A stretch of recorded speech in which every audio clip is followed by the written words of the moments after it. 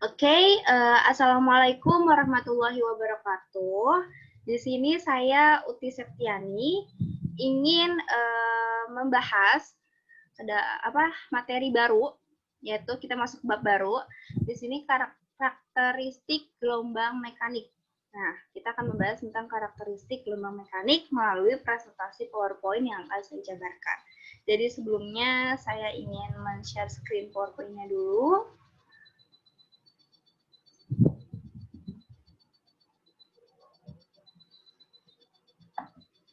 Oke. Ya, karakteristik gelombang mekanik. Nah, seperti yang kalian lihat, di sini ada seorang perempuan yang sedang bermain tali. Jadi talinya dia goyang-goyangin, tuh kan. Nah, terus membentuklah sebuah gelombang. Yang harus kalian amati dari animasi ini adalah, nah, apakah gelombang tali memerlukan medium untuk merambat? Nah, jadi menurut kalian gelombang tali ini tuh perlu nggak sih medium untuk merambat? Nah, kalau misalkan perlu medium, alasannya apa? Terus kalau misalnya, ini mah tidak perlu medium untuk merambat gitu, misal. Nah, itu alasannya apa? Kalian berikan alasan yang mendukung jawaban kalian.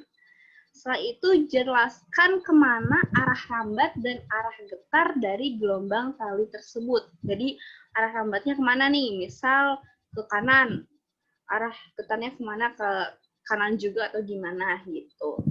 Jadi nanti kalian jawab pendapat kalian saat diskusi di Google Classroom. Jadi nanti akan saya tanyakan kembali mengenai animasi ini. Jadi kalian jawab di Google Classroom ya pendapat kalian.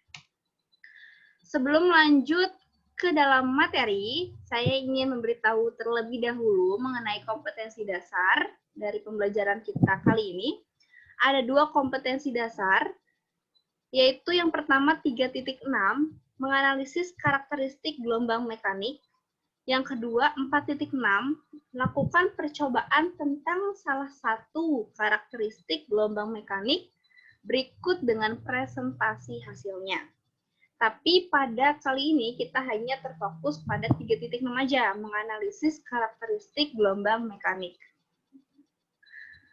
Selanjutnya, indikator pencapaian kompetensi. Jadi kalian harus bisa menganalisis karakteristik gelombang mekanik.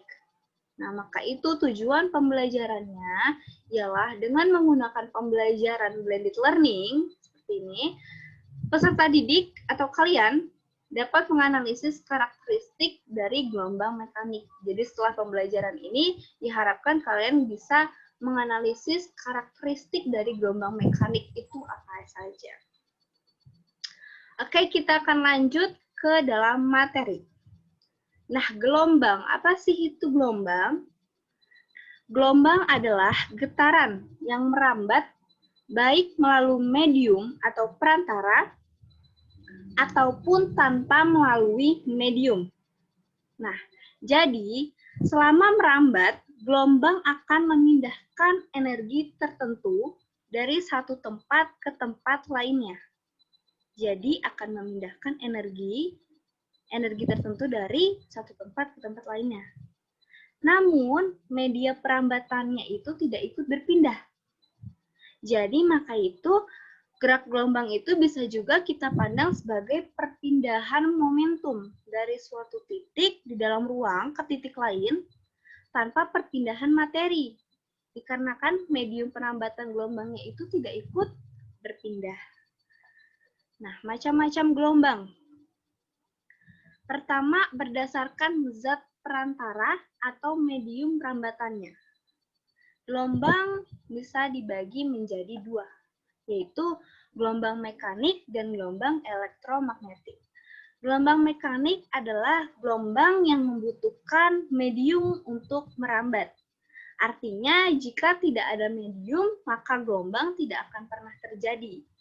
Contohnya adalah gelombang bunyi, gelombang tali, dan gelombang air laut.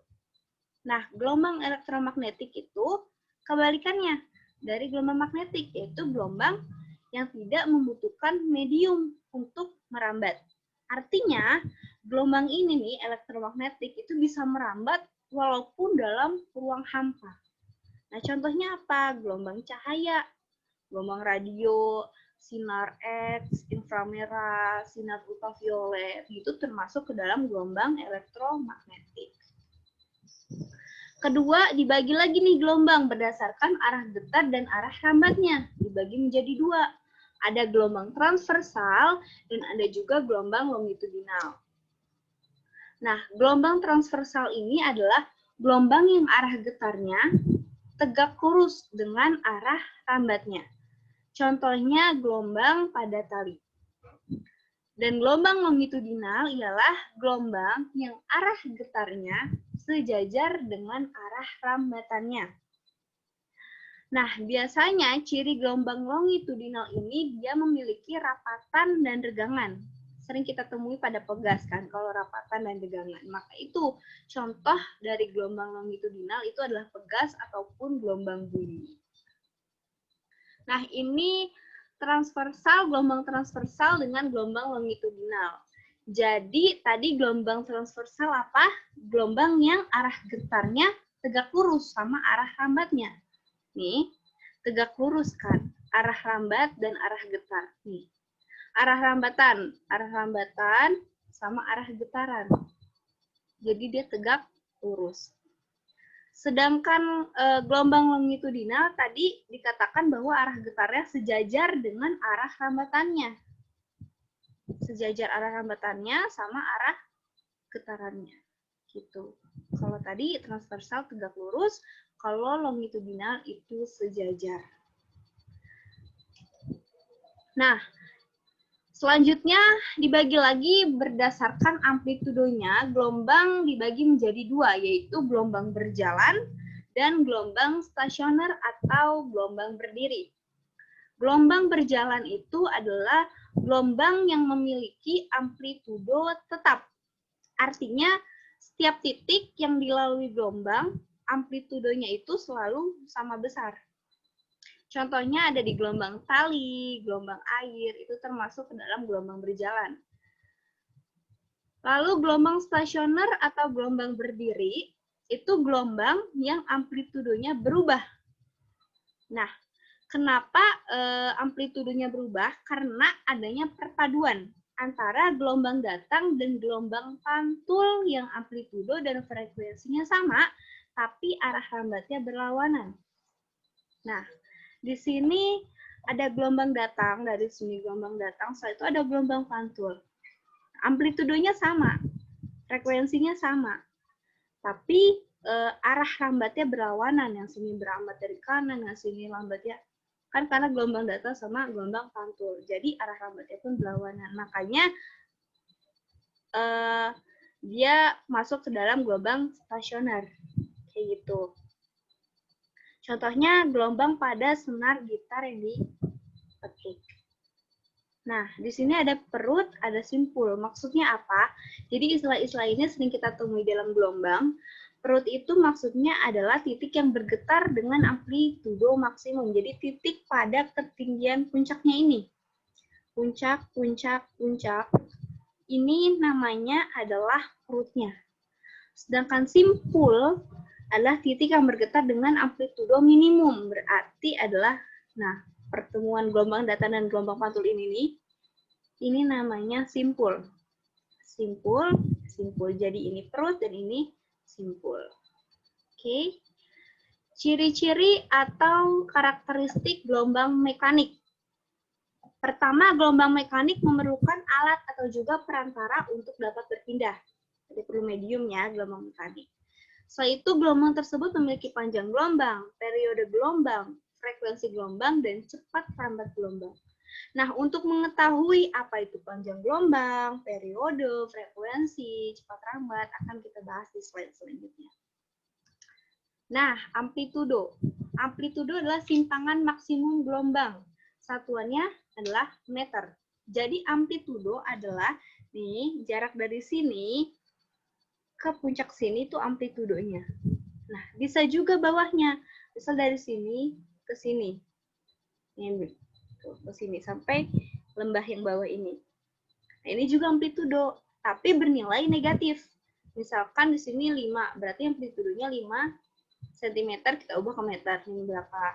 Terus habis itu, misalkan yang ininya 5 di bawah, berarti min 5, kayak gitu. Tapi kita ambilnya amplitudenya yang positif saja. Gitu. Panjang gelombang atau lambda yang kedua. Jika ditinjau dari gelombang transversal, berarti gelombang transversal itu yang ini. Ya. Nah, panjang gelombang adalah jarak antara dua puncak yang berdekatan atau jarak antara dua lembah yang berdekatan. Nah, berarti dua puncak kan ini sama ini. Antar dua puncak ada dua, ini satu panjang gelombang namanya. Lembah itu yang bawah. Dua buah lembah, satu panjang gelombang. Jadi dari segini, nah itu satu panjang gelombang. Misalkan dari bawah. Nah, itu sama juga satu panjang gelombang. Nah, jika ditinjau dari gelombang longitudinal, yaitu gelombang pada pegas ya, panjang gelombang adalah jarak antara dua rapatan atau dua regangan yang saling berdekatan. Jadi, rapatan itu kan yang kecil-kecil dan regangan yang agak lebih besar gitu kan. Kalau di pegas lebih agak jarang gitu, itu namanya kan regangan. Nah, kalau misalkan rapatan dan regangan ini, satu jarak ini namakan satu panjang gelombang. Ya, tapi kalau misalkan cuma setengahnya, misalkan rapatannya doang, itu setengah panjang gelombang. Lanjut, frekuensi gelombang. Banyaknya gelombang yang bisa terbentuk setiap detik. Banyaknya gelombang, N, yang terbentuk setiap detik, T. Maka rumusnya N per T. Periode gelombang. Waktu yang dibutuhkan gelombang untuk menempuh satu panjang gelombang. Ataupun waktu yang dibutuhkan gelombang untuk melakukan satu kali putaran. Nah, makanya rumusnya adalah P per N, atau kebalikannya dari frekuensi. Jadi kalau kita misalkan sudah di soal nanti sudah diketahui frekuensinya, tinggal nyari periode, ya udah satu per frekuensi. Gitu. T-nya itu waktu, N-nya itu banyak gelombang. Nah, ini kan satu panjang gelombang kan. Nah, periode itu waktu yang ditempuh. Nah, untuk satu panjang gelombang. Tuh. Selanjutnya cepat rambat gelombang. Panjangnya jarak yang ditempuh oleh gelombang tiap satuan waktu. Nah, panjang jarak berarti lambda per periode. Atau karena periode tadi 1 per F, bisa juga dibuat lambda dikali frekuensi. Yang ini periode, yang ini frekuensi. Gitu. Kita ke contoh soal. Gelombang merambat pada tali dalam waktu 0,5 detik. Waktu 0,5 detik, terjadi 3 bukit, 3 lembah gelombang. Makanya 3 gelombang. Karena kalau kita gambarkan kan 3 bukit, 3 gelombang. 3 lembah, jadi ada 3 gelombang. Nah, lambdanya 40 cm. Jika jarak antara dua puncak gelombang 40 cm, maka lambdanya 40 cm. Kita ubah ke meter, 0,4 meter. Yang ditanya cepat rambat gelombang. Rumus cepat rambat gelombang tadi adalah lambda per T, lambda per periode, ataupun lambda dikali frekuensi. Nah, lebih mudahnya di sini adalah lambda dikali frekuensi, di mana lambdanya sudah diketahui 0,4, namun frekuensinya belum. Maka kita cari frekuensi dulu dengan rumus N per T, yaitu banyaknya gelombang per waktu. Banyaknya gelombang ada 3 gelombang dibagi waktunya 0,5 detik. Jadi jawabannya 6 Hz frekuensinya. Setelah itu dimasukin ke rumus cepat rambat. Dikali sama lambda. Lambdanya 0,4. Maka hasilnya 2,4 meter per sekon. Selanjutnya fungsi gelombang. Sebenarnya fungsi gelombang ini banyak ya. Kayak misalkan mencakup simpangan, kecepatan gerak harmonik, sudut fase, beda fase, itu tapi nanti dibahasnya. Jadi di sini akan saya singgung sedikit mengenai simpangannya. Yaitu dengan persamaannya adalah Y sama dengan asin omega T min Kx. Nih, omega T min Kx. A itu amplitudo, ya kan, meter tadi. Omega adalah frekuensi angular, di mana perumusannya 2pi per T. Atau T dengan 1 per F, jadi 2πf. Nah, K ini bilangan gelombang, rumusnya 2pi per lambda. Kita ke contoh soal. Gelombang berjalan merambat pada tali ujung tetap. Dilukiskan seperti gambar di bawah ini. Jika jarak AB sama dengan 6 meter, ya, ditempuh dalam selang waktu 0,25 detik, maka persamaan yang tepat untuk memenuhi pada simpangan di titik P adalah, di sini kita ketahui bahwa amplitudonya 0,5 meter. Itu dari mana? Dari sini amplitudonya 0,5, ya kan? Jarak AB-nya 6 meter. N-nya 1,5. Kenapa banyaknya gelombang 1,5? Karena satu gelombang kan tambah setengah. Jadi 1,5. Waktunya 0,25 detik. Ditanya persamaannya gimana? Oke, persamaannya kan asin omega T min Kx. Berarti kita A-nya udah diketahui 0,5. Tinggal omega. Omega itu apa? 2πf ataupun 2pi per T. Ya kan? Sedangkan K 2pi per lambda. Berarti kita nyari lambdanya dulu, panjang gelombang, atau kita nyari frekuensinya dulu ataupun periodenya. Nah, nyari panjang gelombang gimana? Nah, di sini kan 1,5 lambda. 1,5 lambda sama dengan 6 meter. Gitu. Nah, berarti nyari lambdanya sama dengan 6 dibagi 1,5. Hasilnya 4 meter. Nah, setelah itu nyari periode T per N.